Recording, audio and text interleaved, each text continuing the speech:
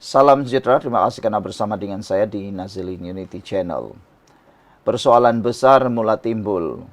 Perlukah Dewan Undangan Negeri Sabah diumumkan bubar? Kedua, perlukah tuntutan Haji Jinor, Sahelmi, dan juga adun-adun di Sabah yang lain letak jawatan? Ada netizen mula membandingkan apa yang berlaku di luar negara seperti Jepun dan Korea.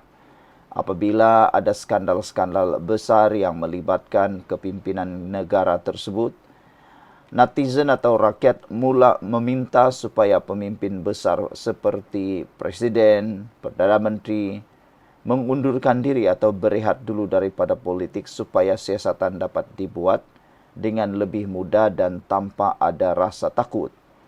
Mereka membandingkan dengan Jepun dan Korea. Mereka kata, netizen dan pengulas kata, kalau di Korea atau Jepun mereka akan berehat sementara atau bercuti sementara atau letak jawatan terus bagi memberi laluan kepada siasatan dibuat.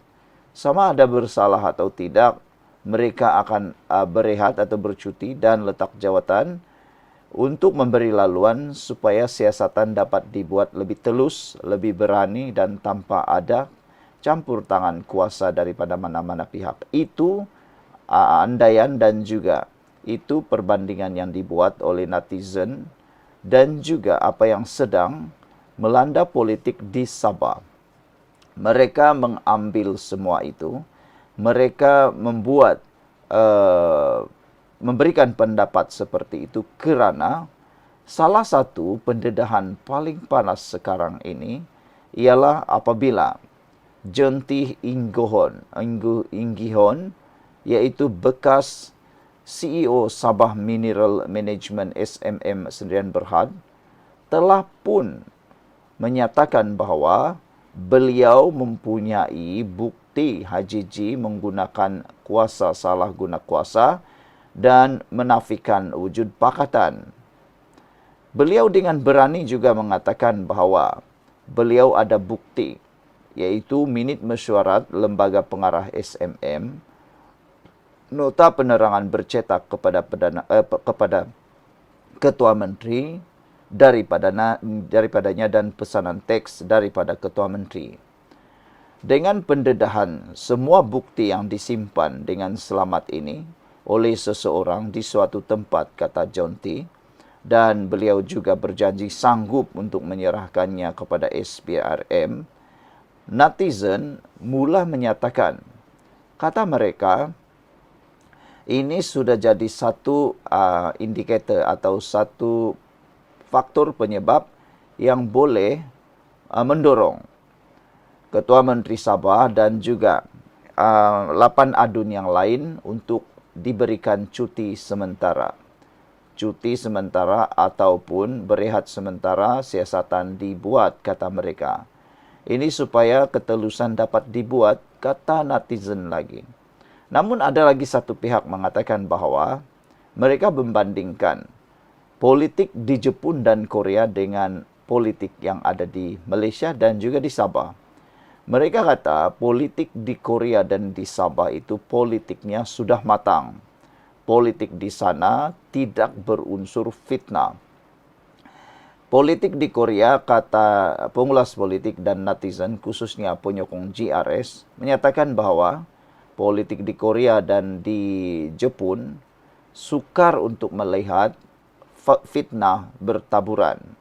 Mereka kata di sana mereka hanya bercakap dengan fakta dan data. Mereka malu kalau kedapatan memfitnah. Mereka malu kalau kedapatan hanya bercakap berdasarkan hearsay ataupun berita-berita kabar angin. Mereka tidak berani pun membawa kabar angin dalam parlimen, dalam Dewan Rakyat. Mereka tidak berani pun bercakap menuduh seseorang tanpa ada bukti yang kukuh. Tapi dalam politik di Malaysia, khususnya juga di Sabah, politik fitnah, politik cerita, politik tabur fitnah, politik buat-buat cerita hearsay, hanya kabar angin, sudah jadi kebiasaan. Menjadi duri dalam daging seperti darah yang mengalir dalam politik di Sabah khususnya. Banyak sekali cerita-cerita kabar angin, banyak sekali fitnah bertaburan, khususnya di seluruh politik Malaysia. Jadi itu sebabnya ada penganalisis politik, pengulas politik dan juga pengikut-pengikut penyokong JRS menyatakan mendesak supaya Haji Nur dan 8 adun yang lain jangan sekali-kali meletakkan jawatan. Tidak boleh letak jawatan apalagi bersyuting, kerana tindakan itu pasti akan dispin pula, diguna pakai salah guna pula oleh penyokong pembangkang.